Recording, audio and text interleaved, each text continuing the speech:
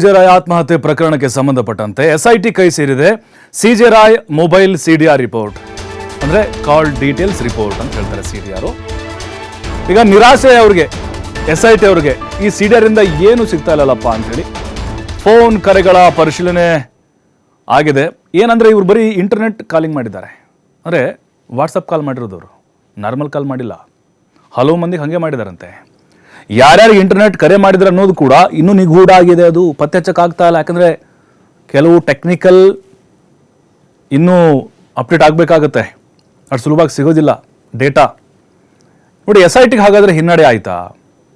Internet ಕರೆಗಳ IP ವಿಳಾಸ ಪತ್ತೆ ಹಚ್ತಾ ಇದ್ದಾರೆ ಎಸ್ಐಟಿ ಅವರು. ನಾರ್ಮಲ್ ಆಗಿ ಅದು ಸಿಗೋದಿಲ್ಲ, ಡಿಲೀಟ್ ಆಯಿತು ಅಂತ ಹೇಳಿದರೆ ನಾರ್ಮಲ್ ಕಾಲ್ ಸಿಕ್ಬಿಡುತ್ತೆ ನಮಗೆ, ಆದರೆ ವಾಟ್ಸಪ್ ಕಾಲ್ ಸಿಗೋದಿಲ್ಲ.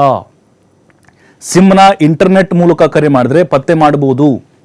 ಅಂದರೆ ಸಿಮ್ ಮೂಲಕ ಅಥವಾ ಆನ್ಲೈನಿಂದ ಕರೆ ಮಾಡಿದರೆ ಕಷ್ಟ ಆಗುತ್ತೆ. ಅಂದರೆ ಈಗ ವೈಫೈದಿಂದ ಕನೆಕ್ಟ್ ಆಗಿರುತ್ತೆ, ಅದರಿಂದ ಕರೆ ಹೋಗಿದ್ರೆ ಟ್ರೇಸ್ ಮಾಡೋಕ್ಕೆ ಅಸಾಧ್ಯ ಅನ್ನುವಂಥ ವಿಚಾರಗಳು ಗೊತ್ತಾಗ್ತಾ ಇದೆ.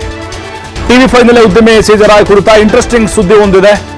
ಲಕ್ಕಿ ನಂಬರೇ ಸಿಜೆ ರಾಯ್ ಪಾಲಿಗೆ ಅನ್ಲಕ್ಕಿ ಆಗ್ಬಿಡ್ತಾ. ಹಾಗಾದ್ರೆ ಯಾವ ಲಕ್ಕಿ ನಂಬರ್ ಅದು? ಸಂಖ್ಯಾಶಾಸ್ತ್ರವನ್ನ ಬಹಳ ನಂಬ್ತಿದ್ರಂತೆ ಇವರು ಸಿಜೆ ರಾಯ್ ಅವರು.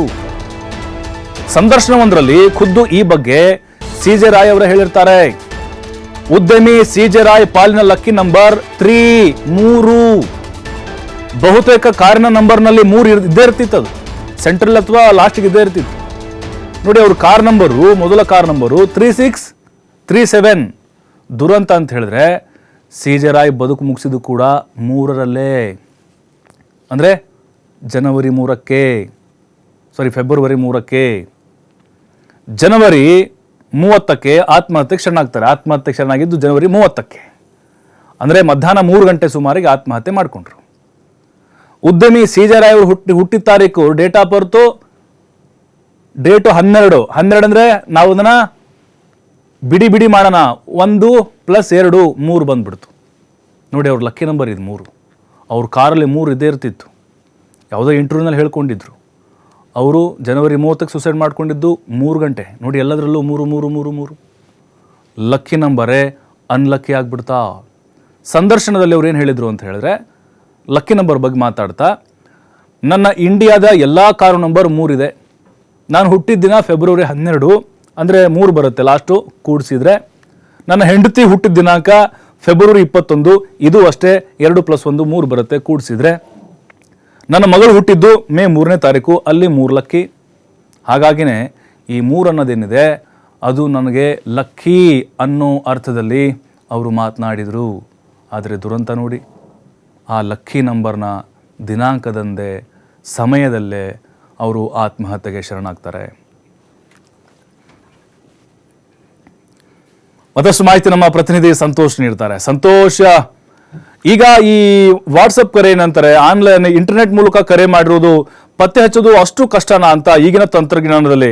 ಅದರ ಜೊತೆಗೆ ಈ ಲಕ್ಕಿ ನಂಬರ್ 3 ಇದೆ ಅಲ್ವಾ, ಇದು ಅವ್ರಿಗೆ ಮುಳುವಾಗಿತ್ತು ಅನ್ನೋದು ಕೂಡ ಬಹಳ ಸ್ಪಷ್ಟವಾಗಿ ಗೊತ್ತಾಗ್ತಾ ಇದೆ. ಹೇಗೆಲ್ಲ ಅವರು ಸಂಖ್ಯಾಶಾಸ್ತ್ರವನ್ನು ನಂಬ್ತಾ ಇದ್ರು ಅನ್ನೋದು.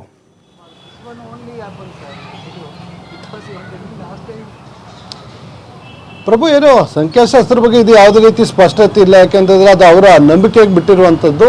SIT ಅಧಿಕಾರಿಗಳು ಈಗ ಅವರು ತನಿಖೆಯನ್ನು ನಡೆಸ್ತಾ ಇರುವಂಥದ್ದು. ಯಾವಾಗ ಆತ್ಮಹತ್ಯೆಯನ್ನು ಮಾಡ್ಕೊಳ್ತಾರೆ, ಆತ್ಮಹತ್ಯೆಯನ್ನು ಮಾಡಿಕೊಂಡ ನಂತರದ ಬೆಳವಣಿಗೆಗಳೇನಾಗುತ್ತೆ, ಇದಕ್ಕೆ ನಿಖರವಾದ ಕಾರಣ ಏನು ಅಂತ ಹೇಳಿ ಇನ್ನೂ ಕೂಡ ಗೊತ್ತಾಗ್ತಾ ಇಲ್ಲ. ಕೇವಲ ಸೆಲ್ಫ್ ಸೂಸೈಡ್ ಅಂತ ಈಗಾಗಲೇ ಮಾಹಿತಿ ಇರುವಂಥದ್ದು. ಆದರೆ ಅದಕ್ಕೆ ನಿಖರವಾದ ಕಾರಣ ಏನು, ಯಾವ ಒತ್ತಡಕ್ಕೆ ಒಳಗಾಗಿ ಏನು ರಾಯ್ ಅವರು ಆತ್ಮಹತ್ಯೆಯನ್ನು ಮಾಡಿಕೊಂಡ್ರು, ನಿಜಕ್ಕೂ IT ಅಧಿಕಾರಿಗಳ ಒತ್ತಡ ಅವ್ರಿಗೆ ಇತ್ತ, ಇಲ್ಲ ಬೇರೆ ಏನಾದರೂ ಕಾರಣಗಳಿತ್ತ ಅನ್ನೋದು ಈಗಿರುವಂಥ ಪ್ರಶ್ನೆ. ಯಾಕೆಂತಂದ್ರೆ ಸಾಮಾನ್ಯವಾಗಿ ಮನುಷ್ಯ ಒಂದು ಕೌಟುಂಬಿಕವಾಗಿ ಯಾವ್ದಾದ್ರು ಒತ್ತಡಕ್ಕೆ ಒಳಗಾದಾಗ, ಫೈನಾನ್ಷಿಯಲ್ ಹೊಡೆತಗಳು ಬಿದ್ದಂಥ ಸಂದರ್ಭದಲ್ಲಿ, ಪ್ರಾಜೆಕ್ಟ್ಗಳ ವಿಚಾರದಲ್ಲಿ ಏರುಪೇರುಗಳಾದಂಥ ಸಂದರ್ಭದಲ್ಲಿ ಇವರು ಈ ರೀತಿಯ ಖಿನ್ನತೆಗೆ ಒಳಗಾಗುವಂಥ ಸಾಧ್ಯತೆಗಳಿರುವಂಥದ್ದು. ಈಗಾಗಲೇ ಅವರು ಈ ಖಿನ್ನತೆಗೆ ಒಳಗಾದಕ್ಕೆ ಸಂಬಂಧಪಟ್ಟಾಗೆ ಜಯನಗರದಲ್ಲಿರುವಂಥ ಒಬ್ಬ ವೈದ್ಯರನ್ನ ಭೇಟಿಯನ್ನು ಮಾಡಿ ಚಿಕಿತ್ಸೆಯನ್ನು ಕೂಡ ಪಡ್ಕೊಂಡಿದ್ರು ಅನ್ನೋ ಮಾಹಿತಿ ಇರುವಂಥದ್ದು. ಹೀಗಾಗಿ ಇಡೀ ಪ್ರಕರಣದಲ್ಲಿ ರಾಯ್ ಅವರ ಜೊತೆ ಯಾರೆಲ್ಲ ಸಂಪರ್ಕದಲ್ಲಿ ಇರ್ತಾ ಇದ್ರು, ಅಂದರೆ ಬಿಸ್ನೆಸ್ ಮ್ಯಾನ್ಗಳಿರ್ಬೋದು, ಪಾರ್ಟ್ನರ್ಸ್ಗಳಿರ್ಬೋದು, ಅವರ ಆಫೀಸ್ನಲ್ಲಿ ಸಂಸ್ಥೆಯಲ್ಲಿ ಕೆಲಸ ಮಾಡ್ತಿದ್ದರು ಇರ್ಬೋದು, ಅವರ ಕೌಟುಂಬಿಕ ಯಾರೆಲ್ಲ ಅವರ ಸಂಬಂಧಿಕರಿದ್ರೆ ಅವರು ಇರ್ಬೋದು, ಸೊ ಅದರ ಜೊತೆಗೆ ಅವರ ಆಪ್ತ ಸ್ನೇಹಿತರು ಏನಿದ್ದಾರೆ, ಸೊ ಎಲ್ರಿಗೂ ಕೂಡ ನೋಟಿಸ್ ಕೊಡುವ ಕೆಲಸವನ್ನ SIT ಅಧಿಕಾರಿಗಳು ಮಾಡ್ತಾ ಇರುವಂಥದ್ದು. ಅದರ ಜೊತೆಗೆ ಆದಾಯ ತೆರಿಗೆ ಅಧಿಕಾರಿಗಳು ಕೂಡ ಈಗಾಗಲೇ ನೋಟಿಸ್ ಅನ್ನ ಸರ್ವ್ ಮಾಡ್ತಾ ಇರುವಂಥದ್ದು. ಯಾಕೆಂದ್ರೆ ಆದಾಯ ತೆರಿಗೆ ಅಧಿಕಾರಿಗಳು ಇದ್ದಂಥ ಸಂದರ್ಭದಲ್ಲಿ ಇವರು ಆತ್ಮಹತ್ಯೆಯನ್ನ ಮಾಡ್ಕೊಂಡಿರುವ ಹಿನ್ನೆಲೆಯಲ್ಲಿ ಅವರ ಹೇಳಿಕೆ ಬಹಳ ಅತ್ಯಂತ ಪ್ರಮುಖವಾಗುತ್ತೆ. ಅಂದ್ರೆ ಯಾವಾಗ ಆದಾಯ ತೆರಿಗೆ ಅಧಿಕಾರಿಗಳು ದಾಳಿಯನ್ನ ನಡೆಸಿದ್ರು, ಇದಾದ ಬಳಿಕ ಎಷ್ಟು ದಿನದ ನಂತರ ಬಂದು ಇವರು ದಾಖಲೆಗಳ ಪರಿಶೀಲನೆಯನ್ನ ಮಾಡ್ತಿದ್ರು, ಮತ್ತೆ ಏನೆಲ್ಲ ದಾಖಲೆಗಳನ್ನ ರಾಯ್ ಬಳಿ ಕೇಳಿದ್ರು, ಮತ್ತೆ ರಾಯ್ ಅವರ ಬಳಿ ಏನೆಲ್ಲ ಇಂಟ್ರಾಗೇಷನ್ ಆಗಿತ್ತು, ಅಂದ್ರೆ ಇವರು ಇರುವಂತಹ ಹಣಕಾಸಿನ ವಿಚಾರಕ್ಕೆ ಸಂಬಂಧಪಟ್ಟ ಹಾಗೆ ಯಾವೆಲ್ಲ ಇಂಟ್ರಾಗೇಷನ್ ಅನ್ನ ಮಾಡಿದ್ರು ಅನ್ನೋದು ಪ್ರಮುಖವಾಗುತ್ತೆ. ಅದ್ರ ಜೊತೆಗೆ ಆದಾಯ ತೆರಿಗೆ ಅಧಿಕಾರಿಗಳು ರಾಯ್ ಅವರಿಂದ ಯಾವ್ದಾರ ಸ್ಟೇಟ್ಮೆಂಟ್ ಅನ್ನ ಪಡ್ಕೊಂಡಿದ್ದಾರೆ ಅನ್ನೋದು ಇಲ್ಲಿ ಪ್ರಮುಖವಾಗುವಂಥದ್ದು. ಏನಾರ ಹೇಳಿಕೆಗಳನ್ನ ತೆಗೆದುಕೊಂಡಿದ್ದಾರಾ, ತೆಗೆದುಕೊಂಡಿಲ್ವಾ, ಇನ್ನೂ ಕೂಡ ಹೇಳಿಕೆಗಳನ್ನ ತೆಗೆದುಕೊಳ್ಬೇಕಿತ್ತ ಅನ್ನೋದು. ಸೊ ಇದು ಸಾಕಷ್ಟು ಗೊಂದಲ ಇರೋದ್ರಿಂದ ಆದಾಯ ತೆರಿಗೆ ಅಧಿಕಾರಿಗಳು ದಾಳಿಯನ್ನು ನಡೆಸಲಿಕ್ಕೆ ನಿಖರವಾದ ಕಾರಣಗಳು ಕೂಡ ಇರಬೇಕಾಗತ್ತೆ. ಈ ಎಲ್ಲಾ ಆಯಾಮದಲ್ಲೂ ಕೂಡ ಮಾಹಿತಿಯನ್ನು ಕಲೆ ಹಾಕ್ತಾ ಇರುವಂಥದ್ದು. ಮಾಹಿತಿಯನ್ನು ಕಲೆ ಹಾಕಿ ಕೆಲವ್ರನ್ನ ಈಗಾಗಲೇ ಹೇಳಿಕೆಗಳನ್ನ ಪಡ್ಕೊಂಡಿದ್ದಾರೆ, ಇನ್ನು ಕೆಲವ್ರನ್ನ ವಿಚಾರಣೆಯನ್ನ ನಡೆಸ್ತಾ ಇರುವಂಥದ್ದು. ಪ್ರಭು, ಥ್ಯಾಂಕ್ ಯು ಸಂತೋಷ್ ಮಾಹಿತಿಗಾಗಿ.